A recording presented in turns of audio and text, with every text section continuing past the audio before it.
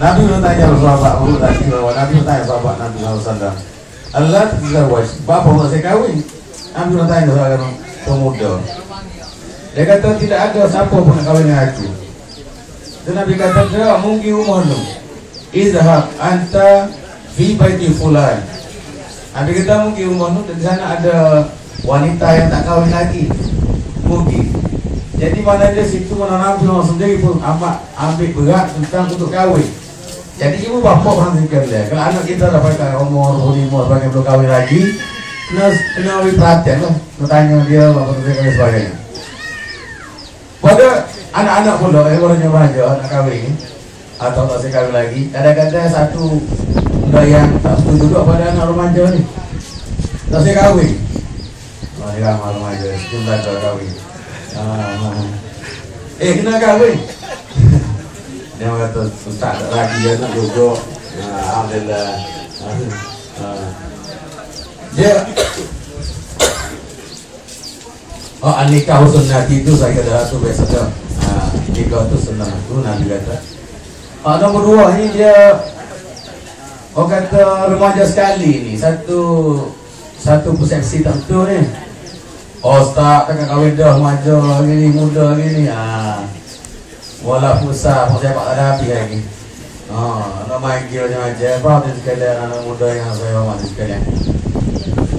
Dia waktu muda ialah kahwinnya ada tua kau dia pula tak. Aku buat kahwin pula tu hebat. Waktu muda kahwin dia banyak kehebatan buat kahwin ni. Kalau orang muda-muda kahwin awal, dia boleh membina sosial baik. Kahwin ni dia bina pribadi baik. Orang kahwin dengan matlamat baik dah, dia akan jadi juru, jadi soleh, jadi juru. Kalau sebelum ni dia pergi rumah pukul 12 balik, pukul 1 pagi baru balik. Orang kahwin tak ada tu. Dia tanggungjawab dia, isteri di rumah. Ini benar dari segi mudah, dia boleh membina pribadi baik. Pribadi baik. Baik pada tu kalau dia kahwin dan ada isteri baik pula, dia baik pula, Allahu Akbar.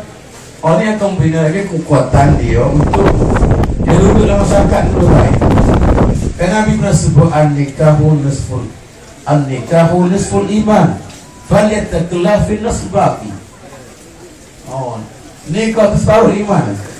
Satu lagi adalah takwa Allah Taala. An-nikah paruh iman dan bertakwa paruh lagi. Mana yang besar nilai? Apa tidak hati kalian? Kalau dah masuk lagi. Bila jadi DJ, lagi.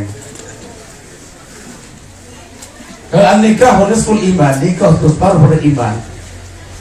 Mana besar nilainya? Dia sudah membina keimanan kita. Selain dari itu, kalau orang remaja nikah itu hati kalian cepat mati. Kalau kepada remaja-remaja yang rasa masih dia duduk mikir-mikir, cepat mati ni cepat jadi orang baik, cepat jadi orang dewasa. Itu besar. Dah besar sekali hati kalian. Benda hak sakinah mawaddah rahmah ini. Sakinah ni tenang. Asbulitas kunu ilaiha. Orang kata untuk dia boleh duduk bersamanya. Sakin. Tapi satu aspek lain tengok sakinah. Untuk si suami merasa senang apabila dia kahwin bersama isteri dia. Apabila senang hati kalian, di sinilah terbina satu kekuatan iman kita boleh jadi baik, iman kita jadi subur, iman jadi bertambah kuat sebagainya. Sebab kita tenang. Lalu yang tenang, yang tidak tenang gelora tak tentu arah, rasa tak sedari sebagainya. Di mana lagi itu? Tak sedari ataupun bergelombang dengan segala macam barangkali maksiat sebagainya. Itu dekat menjauhkan daripada keimanan. Maknanya itulah besarnya peranan kawin nikah itu dapat bina satu kekuatan ketenangan dalam jiwa. Perhatikan dia. Jauh lagi kita lihat aspek pribadi kita. Kita ni ada nafsu, ada nafsu amarah bisu, ada nafsu allawamah. Dan kita semua sedang mencari nafsu yang mutmainnah, tenang. Orang tak kahwin susah nak tenang ni. Kita nampak muka dia macam muda dah. Kisah sini. Gimari tak nak ganuk lah, tak nak gobiling dan sebagainya. Tapi ketenangan itu bukan situ. Ketenangan pada hati. Orang tak kahwin, ni hati tak terjadi. Saya tanya tahu lagi. Macam mana? Jangan ada. Alhamdulillah. Tak kahwin lagi. Mana orang tak kahwin, dia akan walaupun apa seni gelok dah, pergi main bola, seni futsal, seni buat, seni tubik, seni napa seni, sebenarnya tak tenang. Dia tenang itu bukan di pagi mari itu hati. Allah SWT, ya ayyuhan nafsul mutmainnah, wahai nafsu yang tenang. Tenang itu dari jiwa kita, dalam. Kalau jiwa kita tidak ada orang yang bersamping dengan kita, dia akan jadi gelap besar. Apatah lagi dah Allah pun sebut, innal insana khuliqa halu'a, manusia diciptakan dari gelap besar. Dan tak kahwin pula, isteri pun tak ada, penenang hati pun tak ada. Tak tahu ayatlah orang yang tak kahwin dia tenang, tak tenang penanya. Tak tenang penanya. Terutama apabila melepasi batasan. Tak. Pernah kita jumpa orang yang tahu ngomong apa 50 ni puluh. Tak kahwin apa tak tenang sebenarnya. Jiwa dia tidak tenang. Dia akan rasa kosong. Sebab tidak ada yang Allah suruh, tak ada ni. Hati kalian. Jadi kita suruh ilaiha, pertenang hati itu adalah melalui perkahwinan. Salah satunya. Ma'asas. Berkahwin, makin tenang, dan istri salihah pula. Ketenangan itu pertama. Apa sebut tadi kita menunjuk bahawa apabila orang kahwin, kemudian dapat isteri yang soleh pula, itu isteri yang apa sebut tadi, pasbat bizatidin taribat yadaka. Pilihlah, utamalah yang beragama, akan menyelamatkan kamu daripada segala macam. Hari kalian betul. Apabila dapat isteri yang baik, suami baik, isteri baik, maka disitulah terbinanya satu kenikmatan dalam rumah tangga. Habis kalian, Allah dan Nabi SAW menekan kahwin adalah isteri yang pak ciri buat tadi dah. Ciri terpenting adalah yang beragama. Sekarang ngulang baliknya, pertama orang nasab baik atau keturunan baik, kedua orang yang kaya, yang ketiga orang comel, yang keempat Nabi tak belakang yang beragama, iaitu orang yang mengamalkan agama dalam hidupnya. Dan akhir kali Nabi sebut kata utamakan yang beragama itu, nasib kamu akan selamat hidup ini. Adik kalian, Allah sudah tadi mati. Maknanya kita ambil muda-muda, Nabi sebut kriteria paling utama adalah yang beragama. Pada anak-anak muda tak kahwin lagi atau nak kahwin pula, baiklah.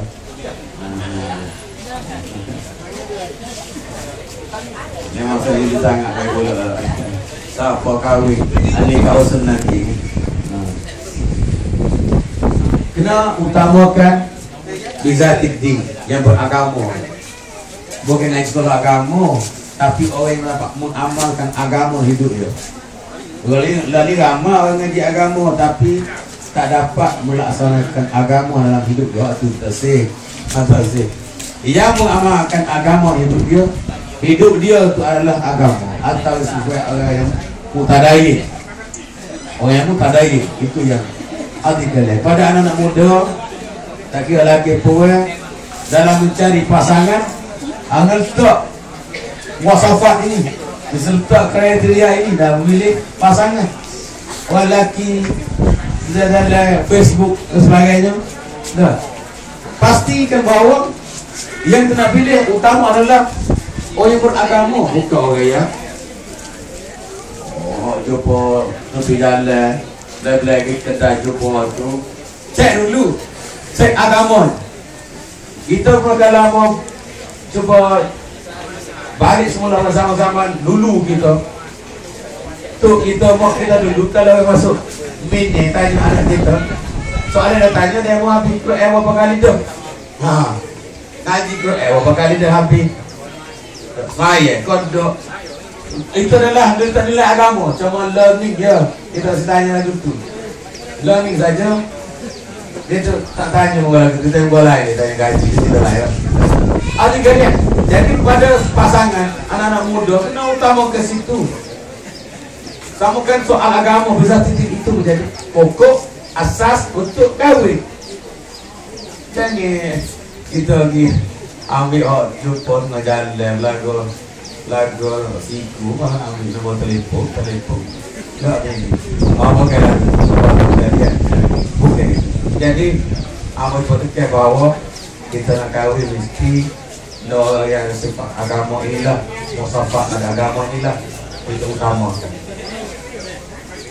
Kalau dah Nabi sebut Fasfat bizatiki taribat yadaka, utama akan yang beragama akan selamat hidup kamu. Amat begini, istri yang tidak beragama, istri yang tidak boleh melaksanakan nilai-nilai agama dalam hidup, maka itu akan menyebabkan kita jadi kehidupan keluarga akan jadi hancur. Paling kali. Kalau istri tidak faham agama, istri dapat nilai-nilai agama hidupnya, maka itu akan menyebabkan perandanya rumah tangga. Apa tak disebutlah berapa perangkaan berlaku perceraian itu berlaku. Sebab apa? Cuba kita dulu tuan-tuan perempuan beleranya di jabat agama. Kira dia. Kalau kasar, banyak anak muda yang kahwin tak ada asas agama. Bakal cinta gitu je. Tapi orang asas agama dia tahu di mana nilai agama, maka di sinilah kukuhnya sisi keluarga.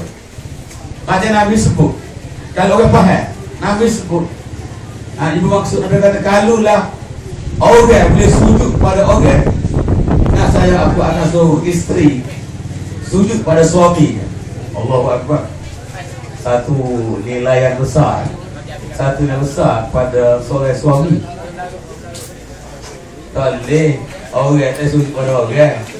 Tapi kalau boleh, Nabi kata aku akan suruh isteri sujud pada suami. Besar nilai situ. Itu nak soalanlah kepatuhan, ketaatan suami isteri pada suami besar. Dan patuh doa ini, kalaulah isteri itu tak ada nilai agama, payah weh. Payah nak tak weh, dia mahu kawai sumpah je. Itu ayat biasa tu. Dia mahu kawai sumpah je. Itu ayat biasa tu, itu standard tu.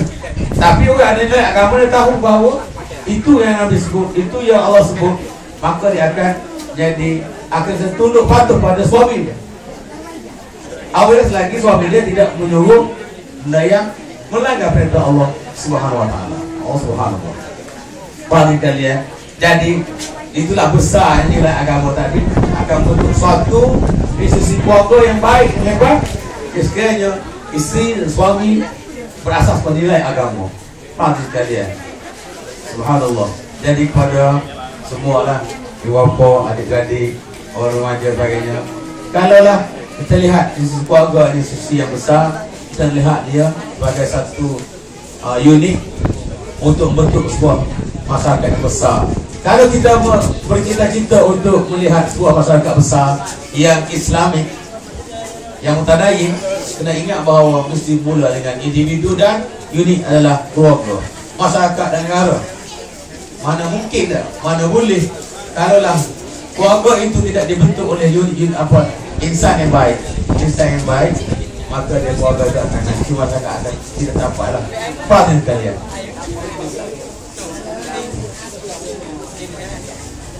Kemudian kalau udah kahwin itu bisa anak kan, insyaAllah.